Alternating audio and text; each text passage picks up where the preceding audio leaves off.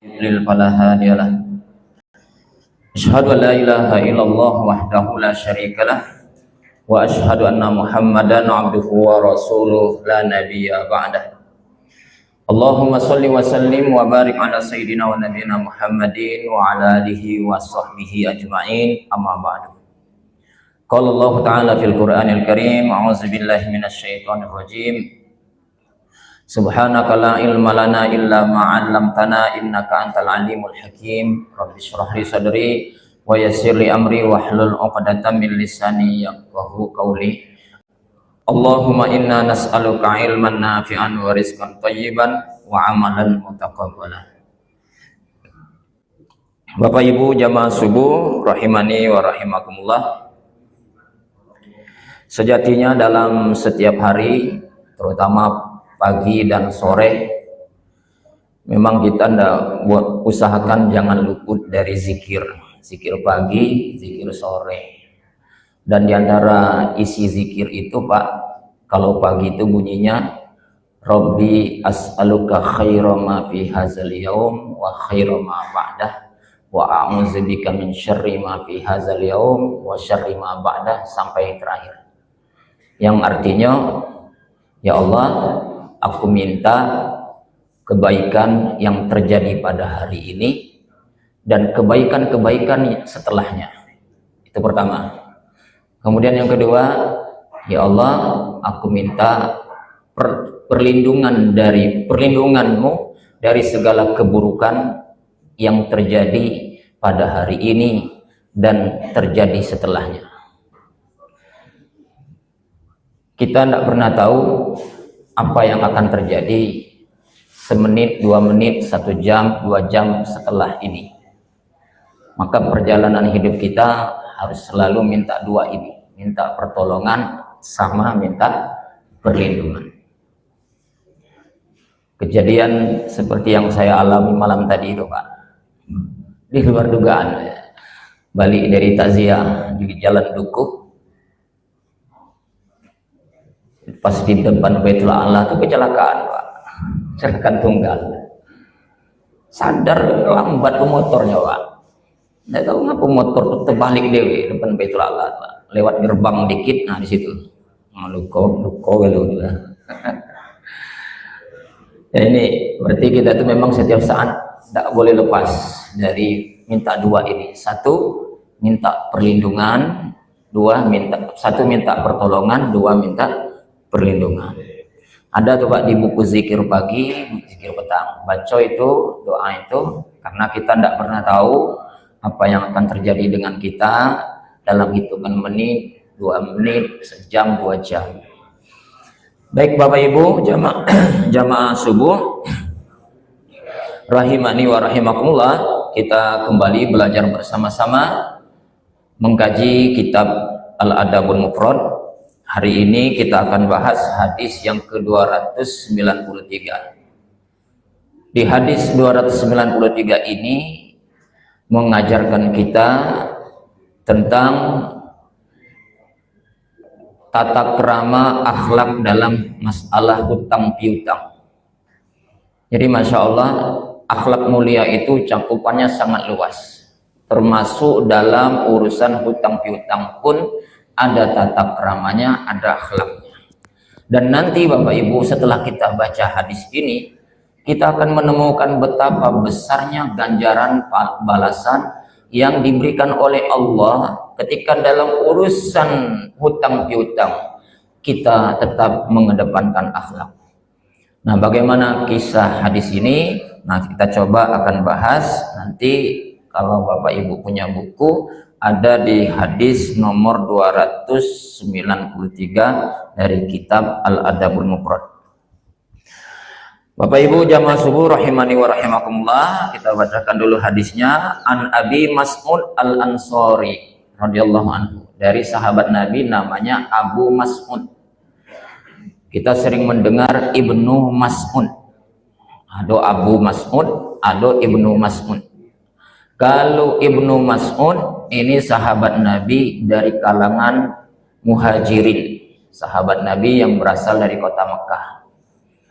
Kalau Abu Mas'ud ini sahabat Nabi yang berasal dari Madinah atau Ansor. Nah, pagi hari ini kita sebutkan namanya Abu Mas'ud. Ini berarti dari kalangan sahabat Nabi yang dari Ansor. Apa kata beliau?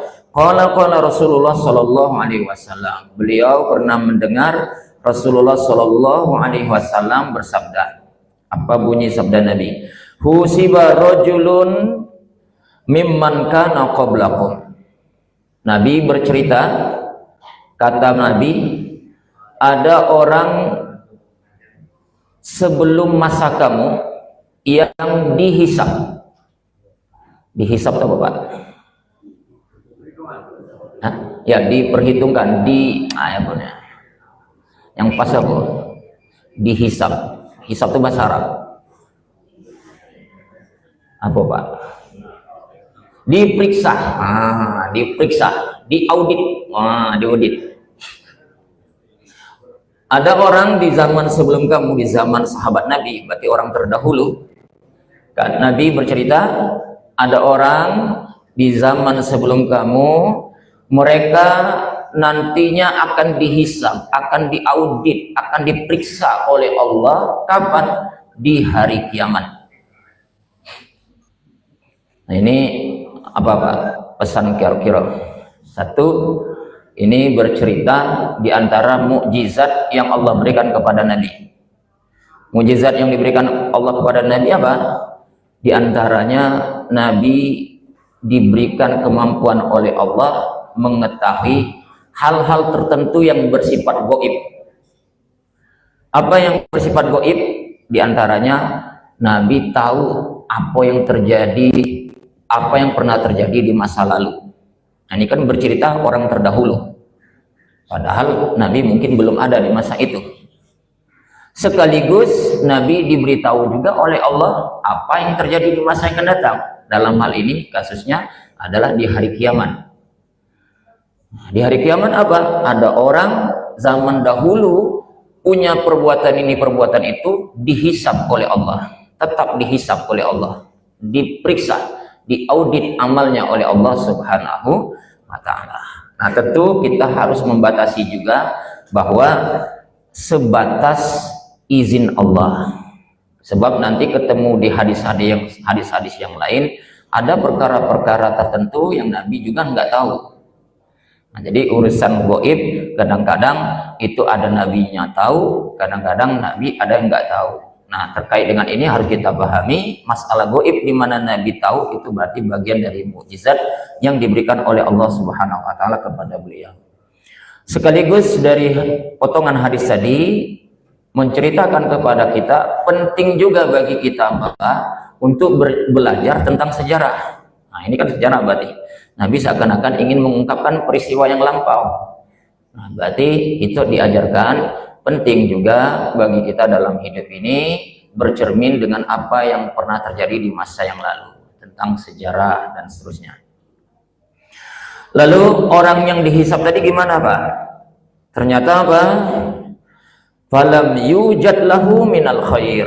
Setelah dihisab, setelah diperiksa, setelah diaudit lembaran kerja dia semasa hidupnya apa? Falam yujad lahu minal khair. Tidak ditemukan catatan kebaikan sedikit pun tentang dia.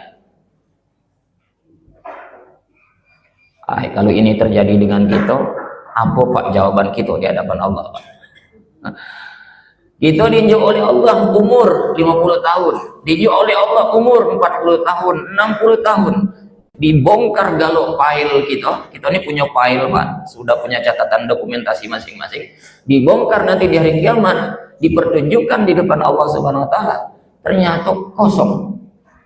Dan kati catatan kebaikan sedikit pun di depan yang ada di dalam catatan kita. Seperti kasus orang ini, Pak.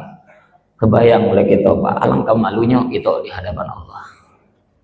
Nah, orang ini ternyata dagati, tidak ada catatan kebaikan sedikit pun tentang dia.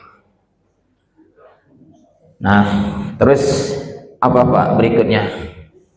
Nah, inilah kemudian hadis berikutnya membuat kita terkagum-kagum akan adanya balasan yang besar yang diberikan oleh Allah terhadap orang yang tadinya udah kata catatan baiknya. Nah, apa sisi lainnya Pak? Illa annahu kana rajulan yukhalitun nas. Hanya saja kata Nabi, sisi lain orang ini punya catatan apa?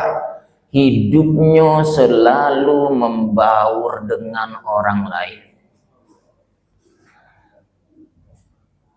Di saat yang lainnya mungkin jago sholawat, di saat yang lainnya mungkin jago zikir, di saat yang lainnya jago sholat sunnah, di saat yang lainnya jago puasa sunnah, jago hebat zikirnya, hebat sholawatnya, dia udah punya catatan itu Pak, kosong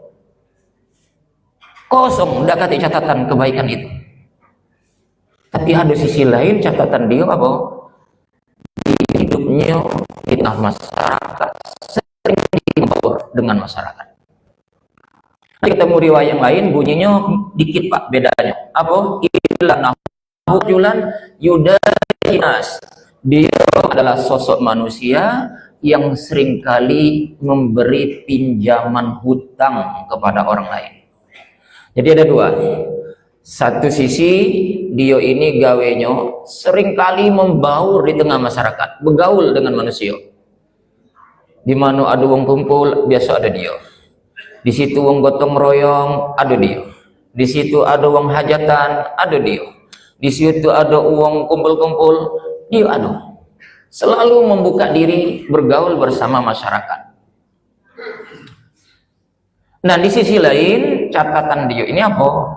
Galak ngenjuk pinjaman utang dengan wong lain. Kalau ada wong pengen berutang, dia terdepan, selalu bantu untuk siapapun yang nak minjam utang. Tapi kalau sampai di hadis ini, sampai di potongan itu Pak, belum ada istimewanya Pak. Sebab di tengah masyarakat kita banyak juga orang keliling ngenjuk utang, ada tak Pak? Gedor pintu Pak, nak minjam duit tak? Nak minjam duit ada tak? Banyak Pak Nah, kalau sampai di potongan hadis ini belum sempurna Pak, belum ada istimewanya. Nah, Bapak Ibu, kita coba lanjutkan. Kenapa orang ini suka ngenjuk uang yang nak galak utang? Nah, satu sisi Mbak memang apa? Wakana musiron, karena memang dionyo orangnya berduit, orangnya memang kaya. Nah, ini sisi baiknya di situ Pak. Terbaca oleh kita agak beda dengan kita kebanyakan. Kita tuh kalau sudah berduit levelnya macam mana Pak? Nutup diri biasanya. Nah, kalau orang ini apa? Justru membuka diri, gaul, terjun di tengah masyarakat. Nah, kita kadang-kadang kalau sudah pada posisi itu, berduit, banyak harta, yang ada seringkali kita nutup diri. Ya, serba tertutup. Tidak galak bergaul dengan sesama. Ya Pak ya, galaknya sama siapa? Yang selevel dengan dia. Di luar itu, nutup rapat-rapat. Nah, orang ini, dia punya harta, kaya dia Pak. Memang dia tidak punya catatan seperti kita kebanyakan, mungkin jago tahajud, jago duha, jago sholat sunnah, segala macam, jago puasa, dan tidak punya catatan itu. Nah, cuma ada sisi lainnya, kata Nabi apa? Hidupnya selalu membaur di tengah masyarakat. Di sisi lain juga dianya suka memberikan pinjaman hutang kepada orang lain.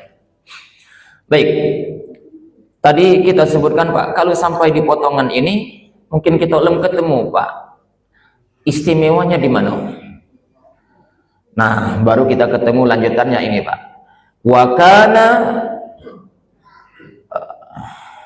Fakana ya'muru ghilmanahu ayyatajawazu 'anil mu'sir. Nah, ini ketemu Pak. Istimewanya di sini. Dia ini yang si kayo galak ngenjuk utang dengan uang ini Pak, dengan uang lain. Rupanya punya suruhan yang tukang tagih. Kalau bahasa hari ini apa Pak? Debt collector, yang galak nagih-nagih utang dengan uang. Nah, dia punya tim yang galak nagih-nagih utang tuh. Nah, di sini dia punya pesan. Apa pesan dia? Ya'muru ghilmanahu ayyatajawazu 'anil mu'sir. Dia pesan, kalau kamu sedang nagih hutang dengan uang yang berhutang denganku, ternyata didapatkan orang yang berhutang itu kesulitan untuk bayar, ayyatajawazu anhu, hendaklah kamu bermudahkan, hendaklah kamu permudahkan dia. Makasih. Syukran. Jazakallah. Pesannya apa, Pak? Permudahkan dia, permaklumkan dia, maafkan dia. Nah, ini pesan dia. Ketemu yang sulit, memang sulit, bukan sandiwara, bukan mengada-ngadakan, benar-benar nampak sulit dia nak bayar. Maka dia pesan, diwanti-wanti, tagihlah dengan cara mempermudahkan dia, permaklumkan saja dia, maafkan dia. Nah, pesan dia, Pak. Apa sih, Pak, motivasi dia sehingga dia harus menyuruh orang yang nagih itu untuk dipermaafkan dia, untuk dipermaklumkan dia? Apa, Pak? Nah, nanti ketemu di riwayat yang lain, hadisnya berbunyi apa, Pak? La'allahu yatajawwaza anni. Rupanya niatan dia memaafkan orang yang sulit membayar hutang walaupun sudah jatuh tempo, dimaafkan itu, maka dia punya motivasi di niatannya apa, Pak? Semoga Allah pun memaafkan aku. Nah, itu, Pak. Jadi bukan niatnya pencitraan, bukan niatnya supaya viral, bukan niatnya supaya aku ini dikatakan dermawan, tapi semata-mata berharap kalau aku memaafkan dia, mudah-mudahan Allah pun juga memaafkan aku. Ibu, bapak-bapak, jamaah rahimani wa rahimakumullah. Pertanyaannya, Pak, dia mempermudahkan itu bentuknya gimana? Nih, lagi tagih, akadnya sudah jelas, Pak, aku nak bayar hutangnya lagi minggu depan. Pas lah jatuh tempo minggu depan, ternyata punya kendala yang bersangkutan tidak yang mampu bayar di hari itu. Pesan dia apa?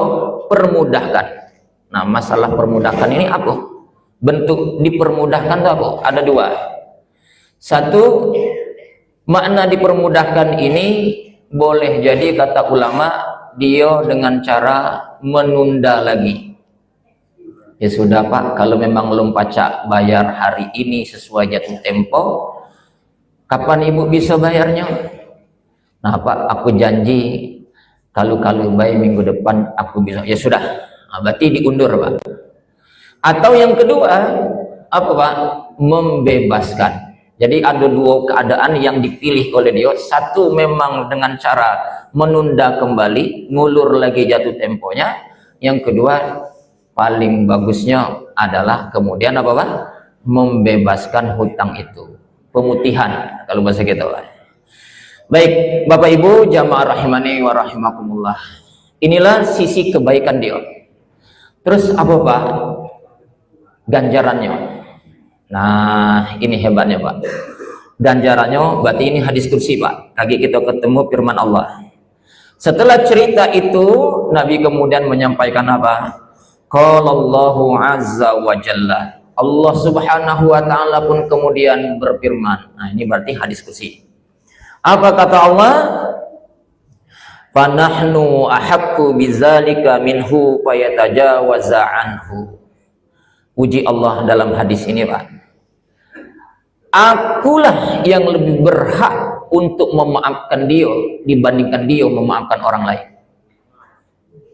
Gara-gara dia memaafkan orang yang terlambat susah bayar hutang, yang niatannya memang ya sudah, mudah-mudahan Allah memaafkan aku, maka jawab Allah dalam hadis kursi ini, akulah yang paling berhak untuk memaafkan dia dibandingkan dia memaafkan orang lain. Dengan kata lain, kekurangan-kekurangan dia selama ini yang kosong catatan kebaikan tertutupi dengan kebaikan dia yang suka mempermudahkan masalah orang yang sedang kesulitan. Dalam hal ini kasusnya sulit bayar hutang. Baik, Bapak Ibu jamaah rahimani wa rahimakumullah, itulah bunyi hadis kajian kita pada pagi hari ini. Ada banyak catatan, Pak, yang bisa kita ambil dari hadis yang kita baca tadi, Pak. Yang pertama, dianjurkan bagi kita untuk coba sekarang, Pak, merintis amalan yang menjadi unggulan kita, Pak. Coba Pak, Bu, coba sekarang, ayo kita coba rintis Pak, amalan-amalan yang menjadi unggulan kita, yang kita mampu. Kita tidak pernah tahu amalan apa Pak yang nanti pacak menyelamatkan kita di akhirat. Tidak pernah tahu Pak. Memang kita sudah banyak belajar, banyak sekali yang disediakan oleh Allah fasilitas amalan yang bisa kemudian membuat kita mendapatkan ganjaran besar. Ada amalan tahajud, ada amalan duha, ada amalan sedekah, ada amalan sholawat, ada amalan sunnah, puasa sunnah, dan amalan-amalan yang lain disediakan oleh Allah semuanya Pak untuk kita lakukan. Yang mana yang harus kita lakukan Pak? Yang mana dari semua amalan itu yang harus kita lakukan? Kalau bisa semuanya, Pak.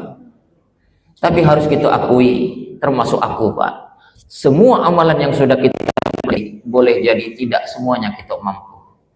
Bicara tahajud, tidak semua kita mampu ringan untuk bangun tengah malam. Berarti kita tidak mampu tahajud Pak.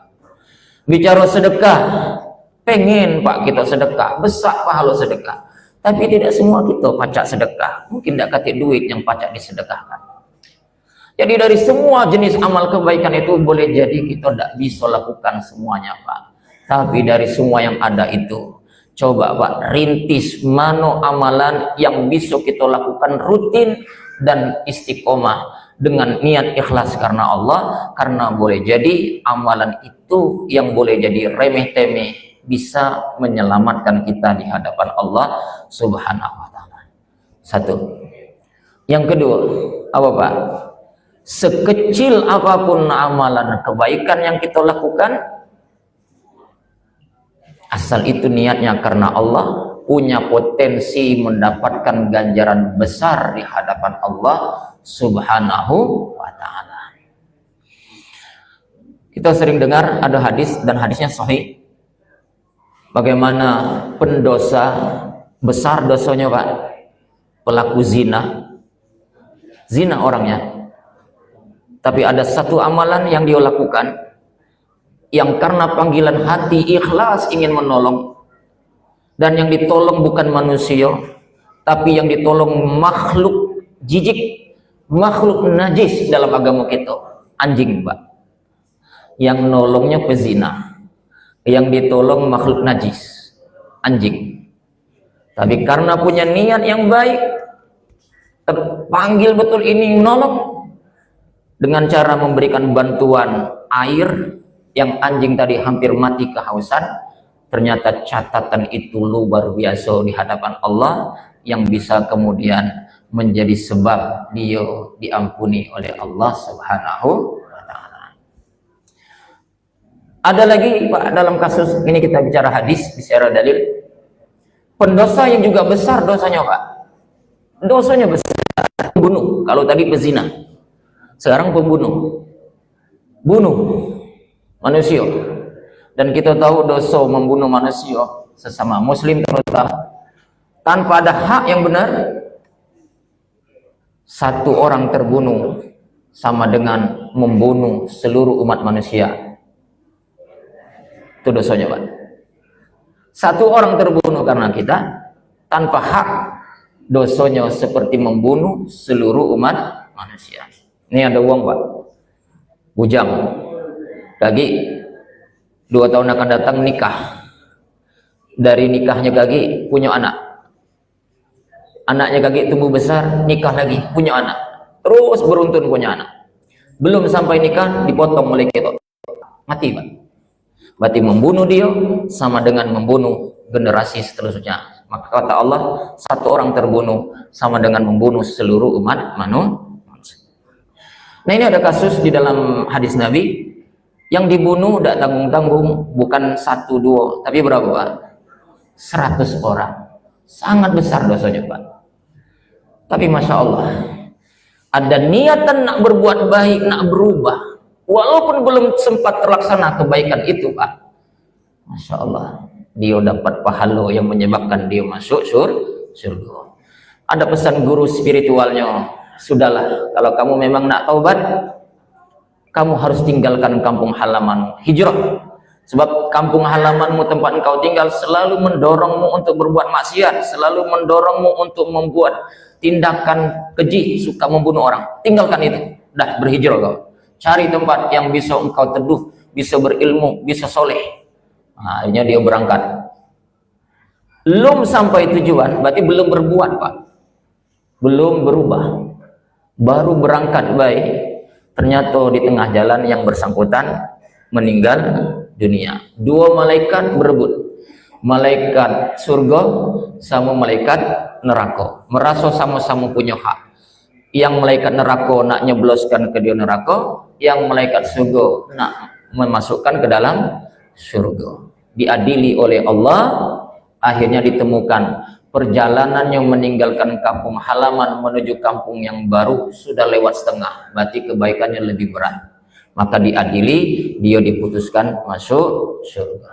Kebayang Pak oleh kita, baru niatan, belum terlihat perubahannya, itu sudah dicatat sebagai amal kebaikan.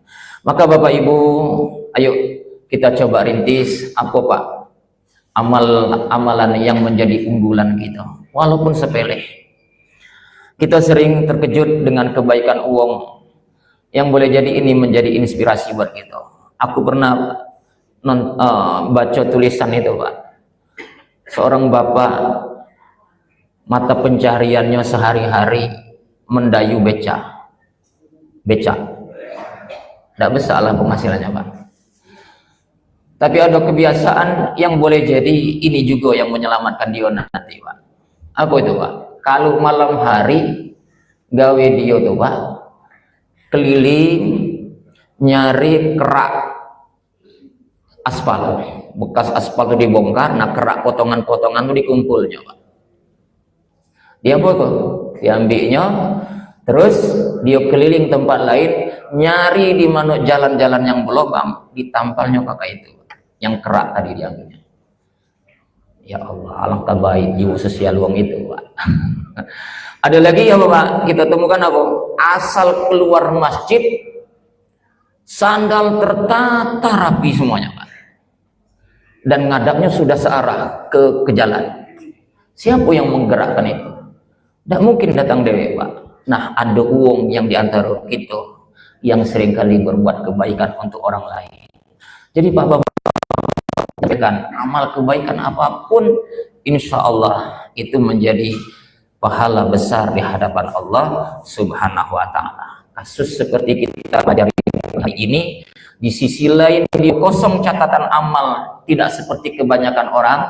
Orang lain mungkin banyak catatan tahajud, orang lain mungkin banyak catatan ini dan itu, dia kosong. Tapi dia punya sisi lain, sosialnya tinggi, dia suka membantu orang yang sedang dalam kesusahan, dan itu kemudian berbalas apa? Allah pun memaafkan kekurangan dia. Ini saja Bapak Ibu yang bisa kami sampaikan. Mohon maaf atas segala kekurangannya, kepada Allah kami mohon ampun. Mari kita tutup kajian kita dengan sama membaca doa kafaratul majlis. Subhanakallahumma wa bihamdika asyhadu an la ilaha illa anta astaghfiruka wa atubu ilaik. Terima kasih. Wassalamualaikum warahmatullahi wabarakatuh.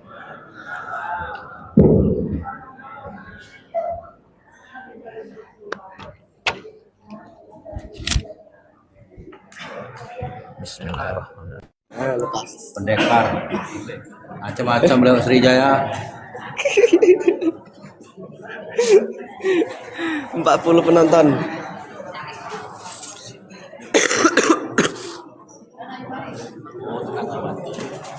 Oke guys, besok kita lanjut lagi ya. Wassalamualaikum warahmatullahi wabarakatuh.